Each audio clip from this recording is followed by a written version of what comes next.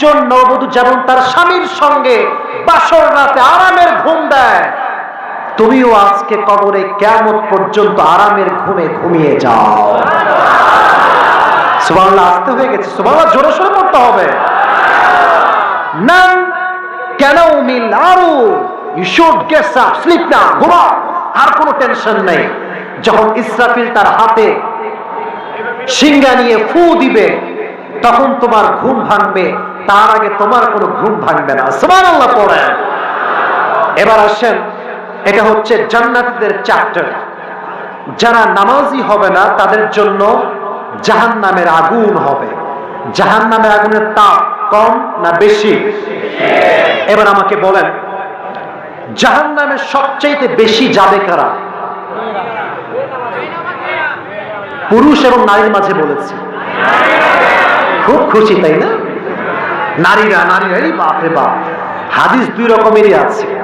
এক হাদিসে আসছে নারীরা হবে সবচাইতে বেশি জাহান্নামে, আর এক হাদিসে আসছে পুরুষরা হবে বেশি জাহান্নামে। দুটো হাদিসই আছে। আমরা হুজুরা খাই নারীদেরকে জাহান্নামে ঢুকাইতে পারলেই মনে একটা শান্তির নিঃশ্বাস নেই না।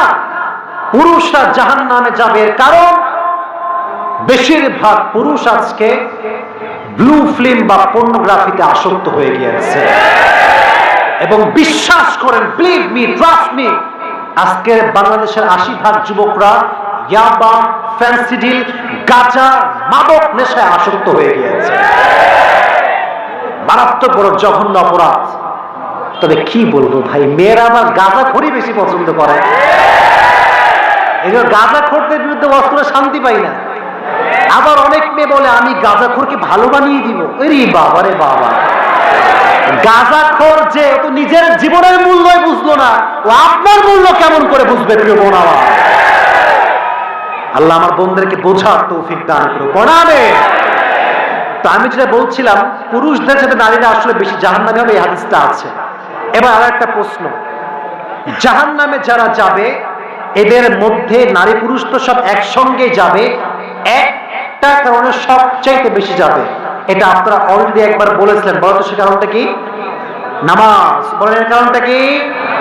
নামাজ। ইয়াতাসাআলুনা আনিল মুজরিমিন মা সালাকাকুম ফি সাকার ক্বালু লাম নাকু মিনাল মুসাল্লিন। কিয়ামতের কঠিন ময়দানে আল্লাহ তাআলা বলবেন, এই তোমাদেরকে কোন জিনিস আজকে জাহান্নামে নিক্ষেপ করলো? তারা বলবে আমরা সব কাজ করতাম, ব্যবসা করেছি, দাড়ি রেখেছি, টুপি পড়েছি। ক্বালু লাম নাকু মিনাল মুসাল্লিন, বাট আমরা নামাজ পড়তাম না।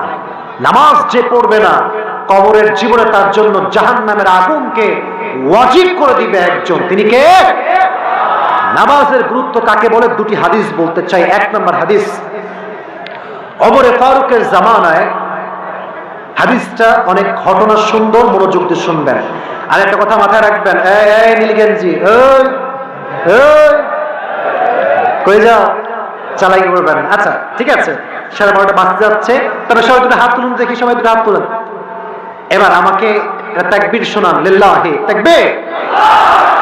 আমি একটা না, উপরে হাত রাখেন, আমি একটা ওয়াদা করাচ্ছি, শেষ ওয়াদা। সবাই বলেন হুজুর। আমি মরা, আপনারাও মরা, বলেন হুজুর। আমরা ওয়াদা করছি দোয়া না করে কেউ বাসায় যাব না। জোরে বলেন ইনশাআল্লাহ। এসে বলছে